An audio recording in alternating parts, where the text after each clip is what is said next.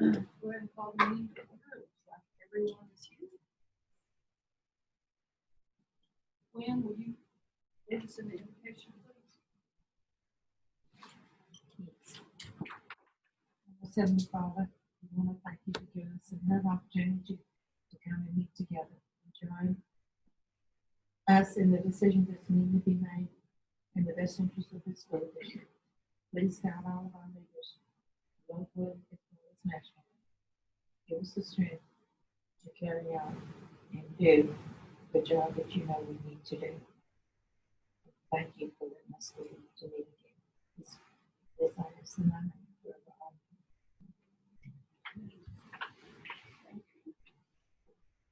Right. We have resolutions. No citizen participation. Administrative reports. It's 2 months worth of everything. You could double the time this time. We didn't mean like that. Any questions on any of that? So if you're following you and you click on something, it If what? unfollows you. You click on something? If you click on, like if you start clicking on the reports, it unfollows you. Okay. You can do Simon Says, so it kicks you out. So you clicked on something different and it took you. Well, I clicked on the reports. Okay. And they're in there. And it- Okay, it- so you can just come Yeah, back. then you, Yeah, okay. Because we still call Dora, right? You haven't clicked on anything else, have you, Stacy? I'm down on administrative. No, she's on administrative. Well, I'm still on call Dora. I had it for me.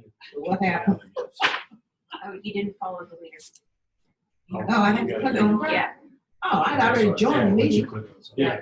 Then I had to click on you again? Oh, Yeah. I'm sorry. Click and then- Maybe we should have a memorial period. Yeah. So I mean, I'm right there with you. when is the training? Yeah. It's happening now. It's happening now. Trial by fire. Any questions on the finance reports? How do we pull up the training? That's report. Click on the little red thing. Where's the red thing? We're at the red thing. We don't have a little red thing. And then you'll have to follow. Oh, okay, and then it unfollows. Yeah, and I then want when to you, do that. when you get ready, you just click back and when the, or I'm doing the meeting, follow again if you want. It follows you. Okay. And you don't have to follow, you can just, I mean, if you don't want to, you can just click and look at whatever you want to. Okay, what did you click on? Okay. Can you pick that up? So, you click on the question. Agenda item detail. And I've got my notes. Well, I see, you're on it right now. Oh, I see it. Presentation. It's right. Oh. All right, G. I'm trying to throw me for- I was gonna do that. Did you do it? Yeah. That way, that's my sign. If I raise my hand, I'm not cold. Nobody locked it up. I didn't, did anybody do it yet? Did somebody do it? See what happened.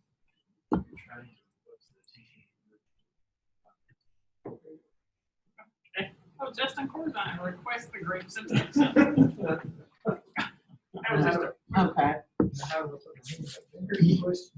I just fixed it out. Oh, great. You sing.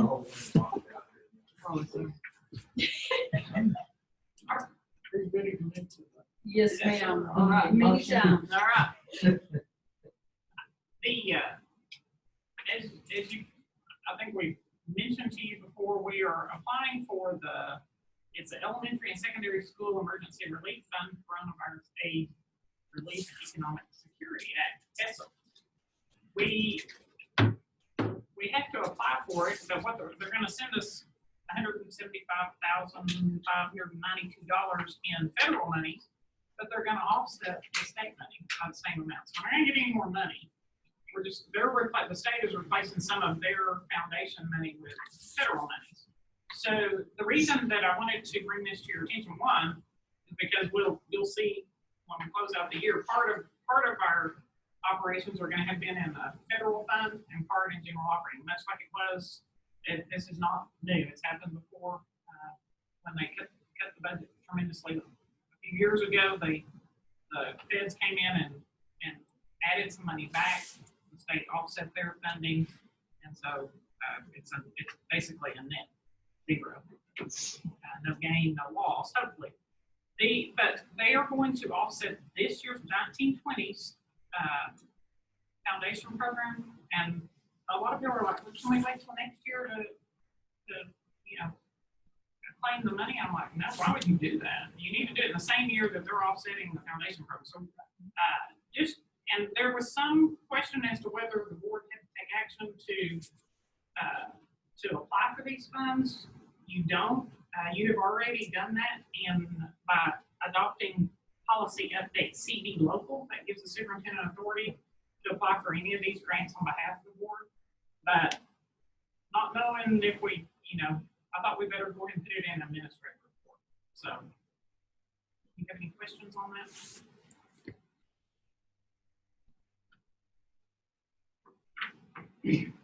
No new money, but lots of paper. Yeah. Yay. Okay, superintendent's report, got quite a bit to share with you. I want to start with the back to school staff development, which was last week. Convocation, which is the opening day. We kind of had a Apollo 13 theme and focusing on the challenges ahead and putting all the pieces on the table and working on a solution. And I really feel like we've got an outstanding staff, NASA worthy, and certainly those that could see a square peg fitting a round hole type situation. And so I really appreciate the staff and all they've done. And there's a line in there that I've used. I used for convocation. I've used in our Happy Friday email, and I think it really resonates with me. There's a lot of negativity about starting school, and for me, there's a lot of positivity about it. And in the movie, Gene Kranz is he's the director on the ground at NASA, and he hears some guys saying some pretty negative things about all these possible scenarios that could happen. And he turns to him and he says, with all due respect, I believe this is going to be our finest hour. I think that's got to be our attitude about it. We've got challenges ahead. We've got to have that attitude that it's going to be our finest hour. We reviewed the in-person plan, all the documents that are posted on our website, on the School Start website. We reviewed the frequently asked questions. We reviewed the standard response protocol. And then each campus, every campus is a little bit different. Pre-K is obviously different from seniors in high school, and so they each have more specific and detailed plans for their campuses. But we did review the general plan overall with the district. And then we did some Title IX training provided by our attorneys, Walsh Gallegos. There's a lot of changes to Title IX taking effect on August 14th, and so some different roles and some different responsibilities. And so we went through that training with all staff and when it was required, and we want to make sure that was documented. But just realizing that any employee is required to report any kind of sexual abuse or sexual harassment. Any employee is required, not just administrators, not just whoever, but any employee is required. And so we went through some of those changes, and the principals will now be the Title IX coordinators because there's different levels. After the Title IX coordinators look into a situation, and there's an investigator and there's a decision maker. So it's been a little bit different. But Title IX used to be a superintendent, not Title IX coordinator. It used to be a superintendent position, and now it's really more of a campus principal position. So we went through those trainings, went through the employee handbook, some highlights of that, and then we took a break, and then Michael Daggs of Tud and Daggs was here and did a really good job speaking to our teachers. We had some really good feedback on it. I think we tried to be positive and trying to be uplifting. There's some things that we had to cover, but I wanted to make sure that we were encouraging to our staff, and hopefully we accomplished that. Also last week, we had a day of professional development rotations, and kind of the goal of that was to give some additional tools for our staff in their toolbox for remote instruction. Apple came in, and I think she did a really good job from what I saw, just showing on their devices some tips and tricks that they may not know about that will be beneficial for remote learning. Lead Forward came in and just kind of did a Lead Forward 101, and I talked through some of the things we've been working with over the past year on Lead Forward. And Kendall Smith, she was from the Service Center, and she talked about breaking down objectives and lesson plans. So that's what we did on that day. And I said this in convocation, and I want to say it here, our biggest advantage as a district is that we were already one-to-one. That's a huge advantage, and I'm very thankful that this district did that long before I was here. Some of the districts in our area are implementing one-to-one and remote learning all in 1 year. And that is a huge undertaking. That's a huge undertaking. So, our kids and our staff, have already integrated technology into what they do. And so that huge piece was already in place. And so we're very thankful that our district is one-to-one and has been one-to-one. That's one thing that we didn't have to overcome. And so that's certainly an advantage for us. And so really thankful for that. Canvas is certainly like building a plane while we're flying it. And teachers, I think, will like it long term. We're working through some little technical issues in the background. I'm getting all the emails and the data pulled from Texas into Canvas. We're working through a few little issues on that. But I think once it's up and going, I think the teachers will see why it'll be beneficial if we ever do have to go to remote instruction as a district. It'll be a pretty smooth transition. It'll certainly be beneficial for those that are choosing to selecting remote instruction right now. So, but Canvas is getting there. It's not up and running yet. Hopefully, we'll get it going this week. Food service. Again, just want to make sure everybody's aware on food service. Again, breakfast in the classroom at Oliver and middle school. We've got staggered lunches. Principals have done an outstanding job on lunches and spacing some kids out and making sure we're following safety protocols. A big thing that I want to make sure people know is that there will be grab and go for remote learners, remote instruction from 9 to 9:30 on Mondays and Thursdays, and on those days they can get breakfast and lunch for multiple days. And so we are providing meals for those who are in remote instruction. They'll be up here at the high school in the Horseshoe. Busing, again, I know a lot of y'all have already heard this. I'm just trying to get it out there again as much as possible. We're encouraging parents to bring their students to school if they can, or walk if it's a safe distance. Masks are required on the bus regardless of what age you are, because there's really no way to social distance like we would like to on the bus. We've mounted hand sanitizer dispensers right by the door of the bus, so when they walk in, they get a squirt of hand sanitizer, make sure they have their mask on, and they go to assigned seats. And assigned seats with their family members if they've got them on the bus. And then we're cleaning after morning and afternoon routes. Cleaning, I've met with Joe. I meet with Joe usually about twice a day anyways. We've talked a lot about cleaning. Each custodian has turned in a daily schedule that shows what time the classrooms are cleaned. And I think we've done a good job on that, and I feel confident about that. In addition to teachers and students, as a student group leaves, they've got wipes and disinfectant, and they wipe down in between student groups. During conference periods, we have the Clorox 360 machines, and we also bought some portable machines, and we also bought some sprayers that'll spray a fine mist. And so during conference periods, they're gonna use that solution in classrooms. Football games. I don't know if you've seen all the stuff on football games, but again, it's 50% attendance. I think it's always a concern when you limit tickets. So for us, we've got a large stadium. I feel good about that. But there's still a concern there that we'll run out of tickets. But I feel better about home games than away games. Away games, it's going to be a struggle.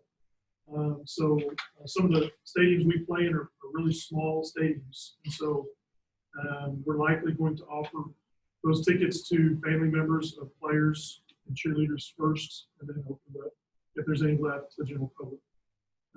Still haven't made a decision on band traveling yet because it really depends on the capacity of the visitor stadium. Okay, and we're working through that right now. And I was on a call right at the end of the day with the superintendent trying to figure out his capacity and to determine whether we can bring the band. So the band is a little bit different than your general public because you got a social distance. You got to have rows in between, and you got to have 10 feet of space between the band and the general public. So that's a pretty large area.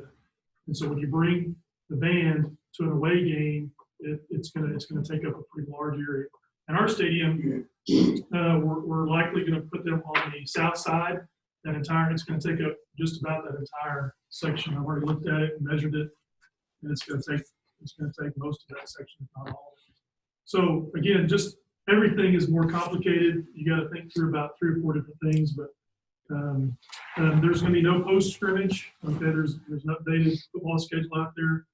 No post scrimmage because that when they redid the timeline for games and scrimmages, that was one that was fit in the timeline, and so that week is out for scrimmages. So the first scrimmage will be against Jim Net. Again, mask 4 through 12 and teachers and staff pre-K through 3rd are certainly welcome to wear them, but not required. Again, CEP, that's a huge deal for us. All of our middle school, they'll get free lunch and breakfast. Beginning of year assessments, the principals are working on scheduling beginning of year assessments just to kind of see where our kids are. That won't be done the first couple days. They've got some other things to take care of, but fairly quickly they'll do some beginning of the year assessments, and that'll kind of drive where kids are really mainly in elementary and middle school. Once you get to high school, it's different. A lot of those courses are into the line courses, and so it's a little bit different. But beginning year assessments is something that's on our radar. The first few days, I think we just need to remember that these kids haven't been in in-person instruction in 5 months, and so we need to keep that in mind.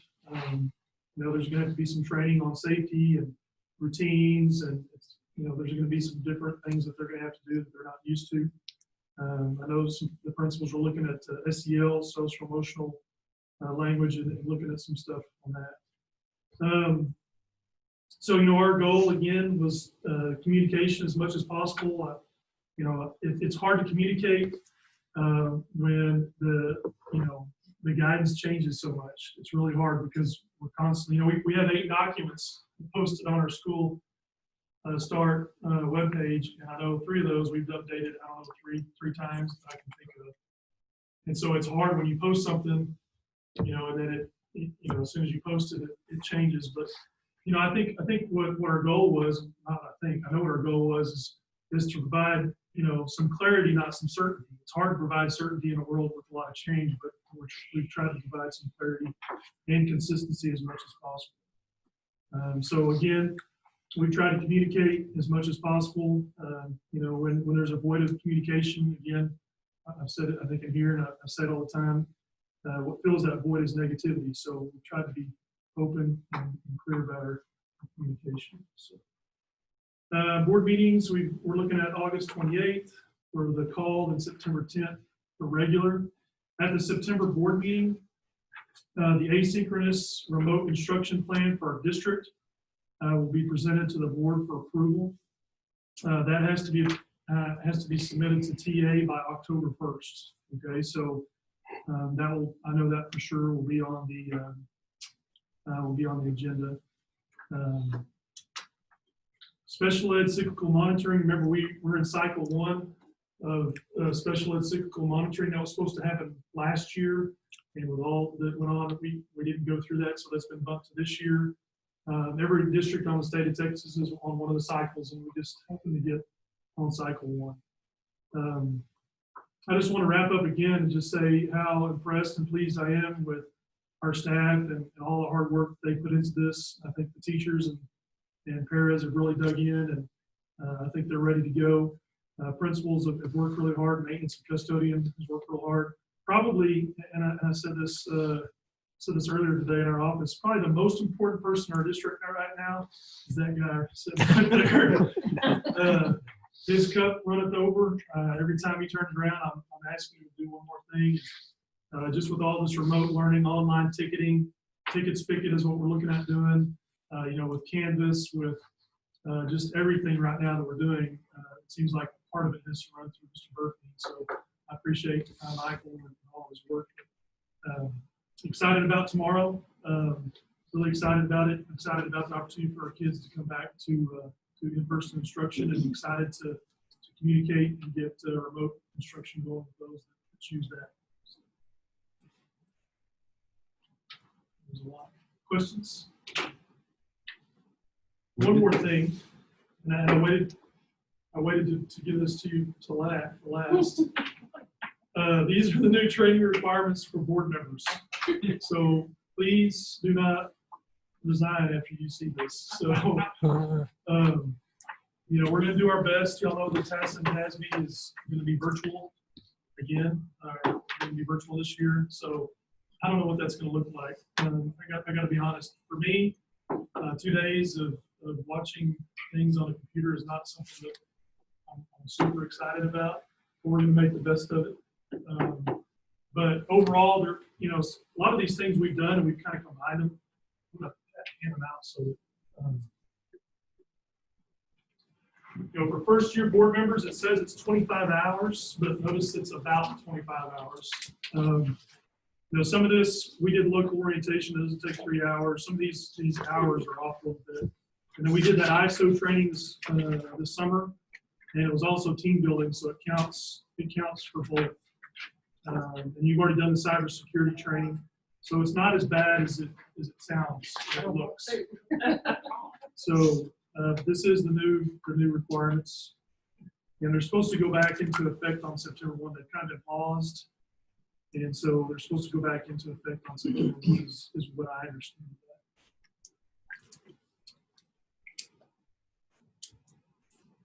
So, questions, concerns, comments?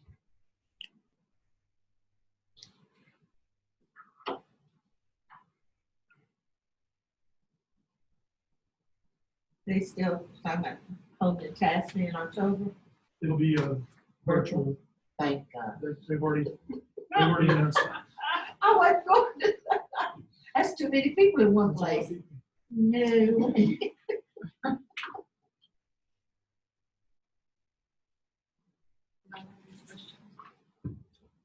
Comment? I know it's been a lot. But I think the facilities look great. I mean, just driving around, the facilities look awesome. You can tell everybody's, it's a very welcoming place, and I think kids are really excited to get back. I don't know. That virtual. Yeah, they just finished up the band hall today. Well, they have to come back and do the acid wash over the brick. Are you going to put the parking curbs so that people don't hit the brake?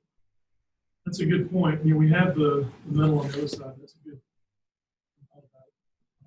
Poles or something.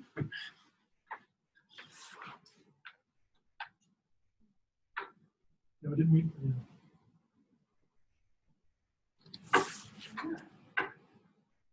Moving on to the consent agenda. All right, B.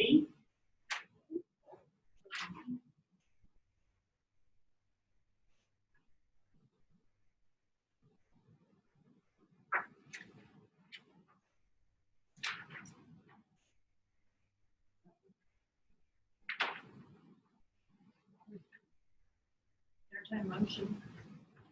A motion by Kurt, Second. second by Gwen. Any further discussion? All for the vote? Yes. Curtis Burton. Yes. Kelly Butler. Yes. Lynn Baker. Yes. Zach Logan. Yes. Eric Span. Yes. Justin Corzine. Yes. Passes.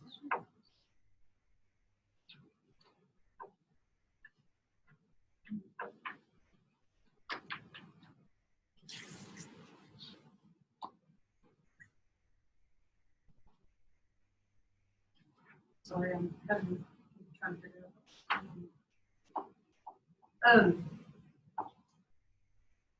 Property. Okay, TREA, we did go out for bids, we did go out for proposals, TREA, we accepted proposals.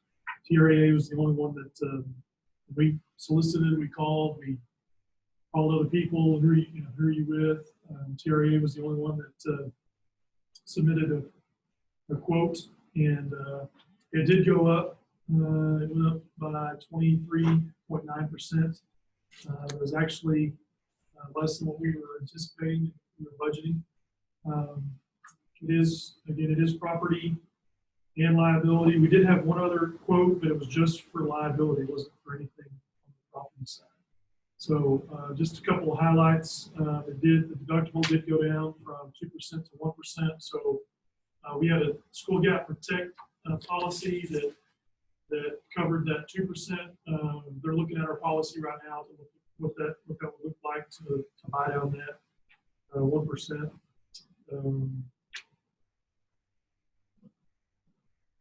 Any questions about it?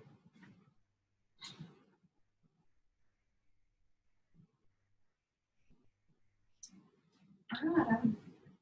Is there a motion?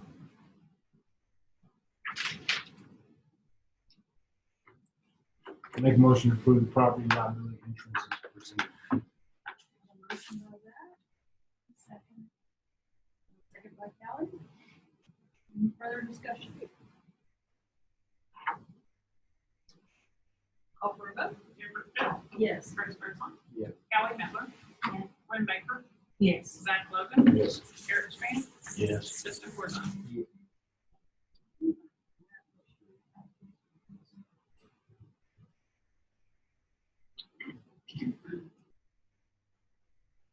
Next is the prevailing wage rates published by the U.S. Department of Labor in accordance with the Davis Bacon Act.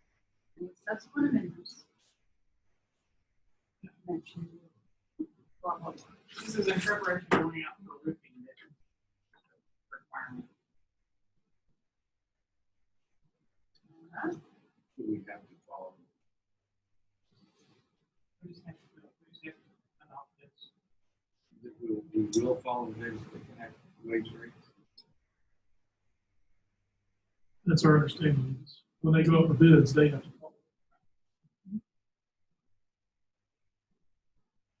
Is there a motion? We have no choice. That's what our attorneys tell us. Insurance. So that's it. But, It's kind of like that last one. yeah, That's the ones that owe us money, right? yes, and we will have, We got, and they want to go up 24%. Just have to go with it. we were not sure we were. I mean, put them in it.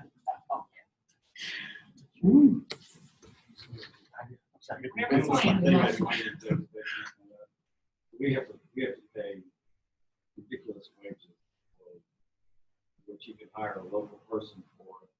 They have to guarantee that they can pay their people. Sometimes double what the market rate for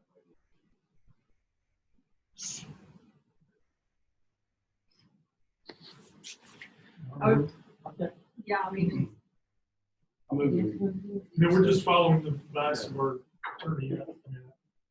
I And mean, it is specifically it's for construction projects and not like district employees. I move that we adopt the prevailing wage rates published by the United States Department of Labor in accordance with the Davis Bacon Act. motion by Chris. And subsequent amendments. Is that a second by Eric? Any further discussion? Call for a vote. Amber Still, Yes. Chris Birdsong. Yes. Kelly Miller. Yes. Lynn Baker. yes. Zach Logan. Yes. Eric Strand. Yes. Justin Corzine.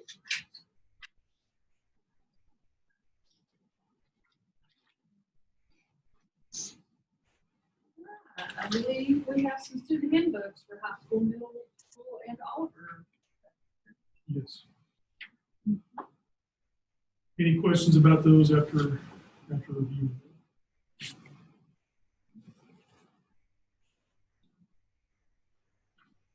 I would entertain a motion. I move to accept the handbook that is presented for Oliver High School and Middle School. Got a motion by Brenda, here, second. Second by Kelly. Any further discussion? Call for a vote? Jennifer Cadell, Yes. Curtis Birdsong, Yes. Kelly Miller, Yes. Wayne Baker, Yes. Zach Logan, Yes. Eric Span, Yes.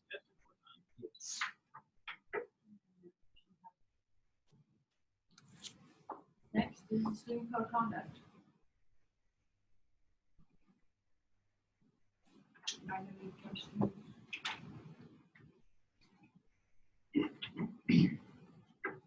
Would entertain a motion? I'm going to approve the student code of conduct. A motion by Eric, do I hear a second?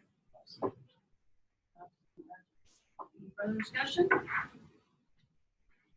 Hearing none, call for a vote? Jennifer Cadell, Yes. Curtis Birdsong, Yes. Kelly Miller, Yes. Wayne Baker, Yes. Zach Logan, Yes. Eric Span, Yes. Justin Gordon. All right, now we have district and campus improvement plans. Okay, these obviously don't have any star data from last year, so that's a huge part of the campus and district improvement plan, so no star data. But what this does do is it does kind of reset the timeline, like it probably should be, where we have a campus and district improvement plan in place before the school year starts instead of November. So that does accomplish that. They were revised. There were some things that they revised in them. It wasn't just the exact same thing over again. They did revise them. And again, they are working documents, so we may revise them the next time we have a district type-based meeting. So.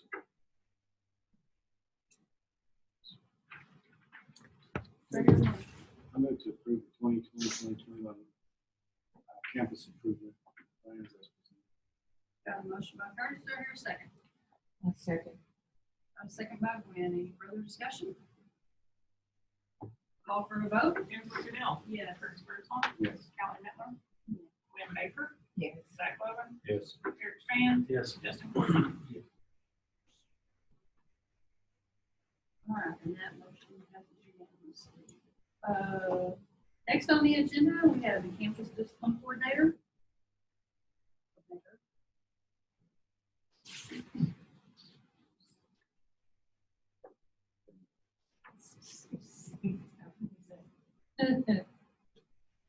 Yeah, it's just campus principals. So. I make a motion to approve the campus coordinator's next person. A motion by Kelly, do I hear a second? Second by Zach, any further discussion? Call for a vote? Jennifer Cadell, Yes. Curtis Birdsong, Yes. Kelly Miller, Wayne Baker, Yes. Zach Logan, Yes. Eric Span, Yes. Justin Gordon. And that motion passes unanimously. Next is primary and secondary appraisers. And this is for T-tests specifically, so primary appraisers are the campus principals, and there was a need for a secondary appraiser. Maybe a teacher requested it, and that would be the secondary. I move that we accept the primary and secondary appraisals as presented. A motion by Gwen, second by Eric. Any further discussion? Call for a vote.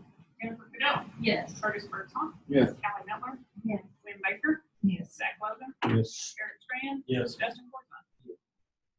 Motion passes unanimously. Next on the agenda, we have the appraisal calendar for 2020 to 2021. Okay, this is based off of the T-test guidelines.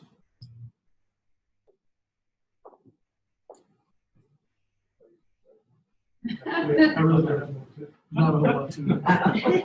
It's pretty. Pretty cut and dry. Yeah. Good try. I make a motion to approve the present calendar. Got a motion by Zach, do I hear a second? A second by Justin. Any further discussion? Call for a vote? Jennifer Cadell, Yes. Curtis Birdsong, Yes. Kelly Miller, Yes. Wayne Baker, Yes. Zach Logan, Yes. Eric Span, Yes. Justin Gordon. And that motion passes unanimously. And now on to the superfund policy update 115. So I don't know if y'all have been able to peruse through policy update 115, but the majority of it is Title IX updates, and then there's some policies in there that TASB felt like doesn't really need policy, that can be administrative regulations. I'll kind of just go through those quickly. Section B, again, these are reference policies that are not adopted by the board. And so what it's talking about is that, legal policies are law, so the board doesn't adopt them.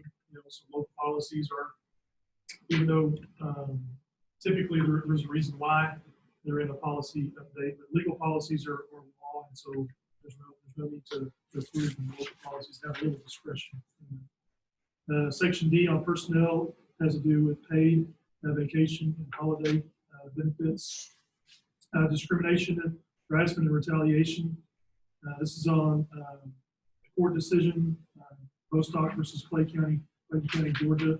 And it clarifies that discrimination on the basis of sex includes discrimination on the basis of biological sex, gender identity, sexual orientation, gender stereotypes, or any other prohibited basis related to sex. So that's has to do with that. It also talks about in Title IX, there's different, just like with any proof of evidence, there's different levels. And with Title IX, the TASB recommends that the evidence be a preponderance of the evidence and not clear and convincing evidence. And so that's the way it's worded in this update. So obviously, preponderance of evidence is a lower standard than clear and convincing evidence. And so I was on it was a recorded webinar with our attorneys, and the question is, why would that be? And they want to make sure that you're consistent and that you give the benefit of the doubt with someone, if they are alleging a Title IX complaint, so that it gets investigated. Maybe that's not necessarily there's something that happens of it, but it just makes sure it gets investigated. So preponderance of the evidence is what they recommend over clear and convincing evidence standard. Section E is on academic achievement. It has to do with credits. When a student receives a passing grade in half of the course rather than per semester, and so it's recommending that we delete some language related to that. Section F, admissions, has to do with awarding credit to students for a course that was earned prior to the student enrolling and transferring to a district. Attendance accounting talks about, typically for us, the official attendance taking period is second period, and they're just talking about that you can designate another time for that. But we're going to stick with the second period. Again, discrimination, harassment, and retaliation is again on the Title IX regulations that are going into effect. Now, it requires the superintendent to develop a Title IX formal complaint process, and we have that. It's again through attorneys. Our attorneys have developed the full process, and we have that. Actually, was delivered today. Student and parent complaints. Person filing a complaint regarding refusal of entry to or ejection from property based on Education Code 37 shall be permitted to address the board within 90 calendar days instead of business days. And that's on there with parents and also community. And then it had some deletions that board adopted policy is not required for some of those topics, so it deleted them. And that's kind of a summary policy update.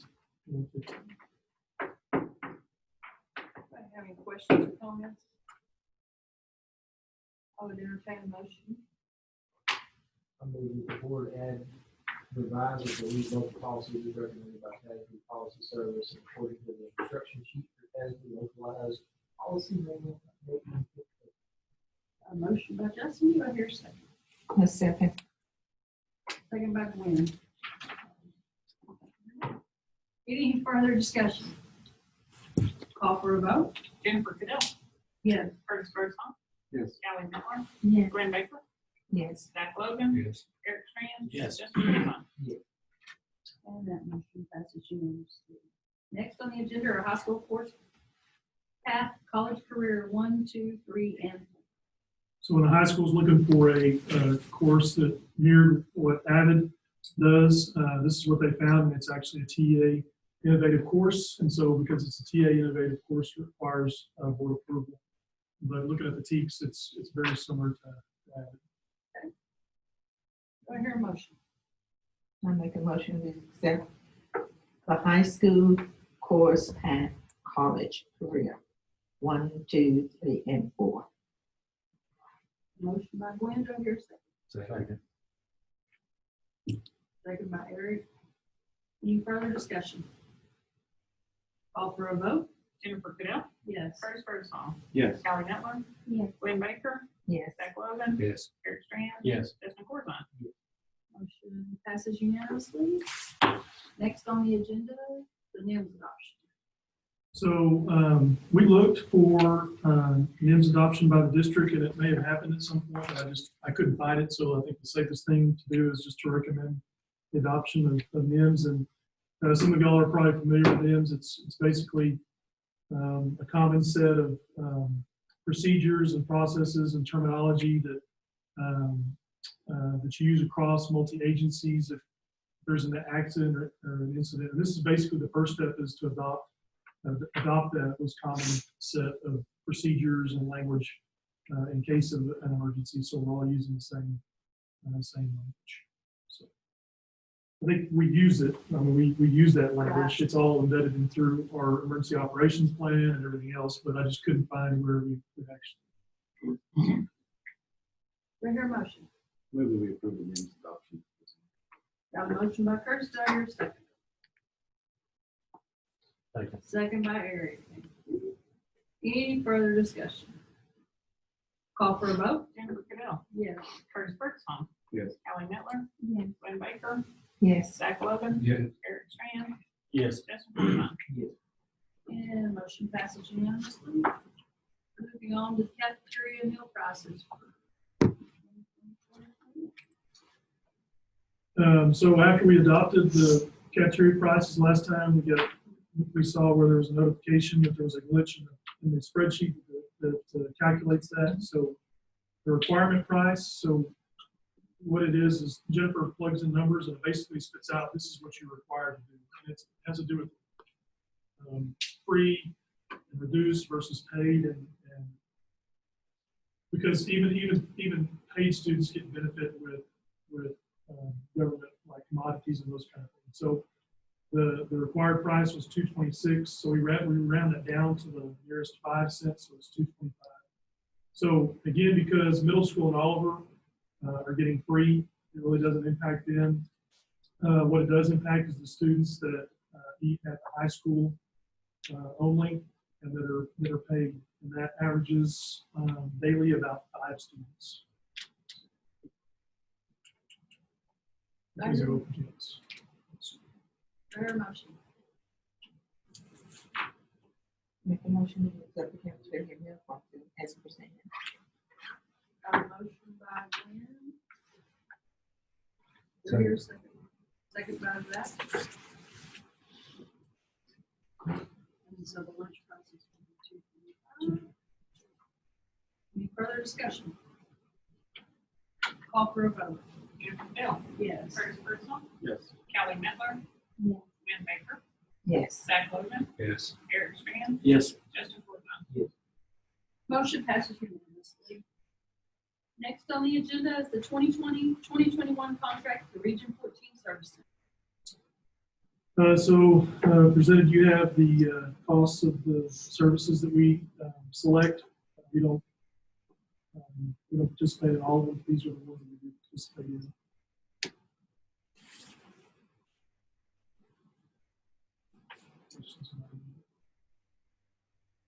I'll entertain a motion. Make a motion to approve the contract with Region 14. Yes. That's the school year 2021. Second. Got a motion by Justin, second by Kelly. For any further discussion? Call for a vote? Jennifer Goodell, Yes. Curtis Birdsong, Yes. Callie Netler, Yes. Glenn Baker, Yes. Zach Logan, Yes. Eric Strand, Yes. Justin Corzine. Yes. Motion passes unanimously. Next on the agenda is the interlocal agreement with Region 4 bulk purchase. Okay, so the state was awarded $200 million for Operation Connectivity, and that was to go towards devices and hotspots. And we currently don't have any hotspots, I guess, that we use for students that don't have internet. And so when we, during this past spring, when we had remote instruction, that's kind of what the principals felt like, is we needed was about 30 of those. And so we've ordered 30, and the state will pay for half of it. And we will pay for half. So we started out with AT&T, and AT&T went up on the pricing. And so we switched to Verizon. Questions? Need a motion? Yes, ma'am. Okay. I move that we accept the amount of the bulk purchases for the interlock agreement with Region 4. Got a motion by Glenn, do I hear a second? Second. Got a second by Aaron. Any further discussion? Call for a vote? Jennifer Goodell, Yes. Curtis Berthold. Yes. Kelly Netley. Ben Baker. Yes. Zach Logan. Yes. Eric Span. Yes. Justin Fortune. Yes. All right.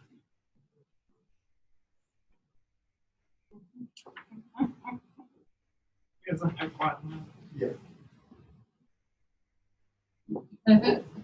So just one more thing on my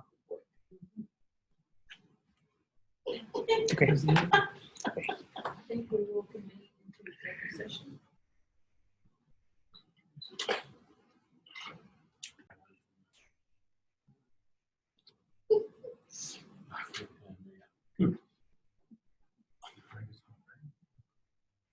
Right.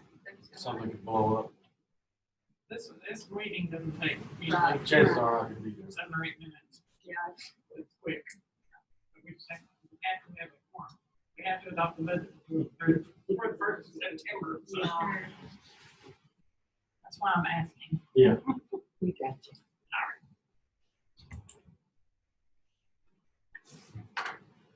All right.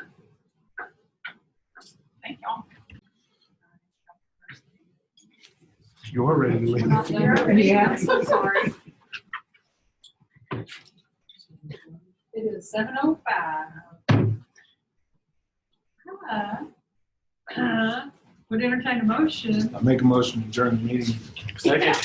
A motion by Zach and second by Aaron. Call for a vote. Goodell, yes. Curtis Berthold. Yes. Yes. Yes. Glenn Baker. Yes. Yes. Zach. Eric. Yes. Justin. Yes. Motion passes unanimous. She got shorter the longer she went around. Yeah. Thank you all.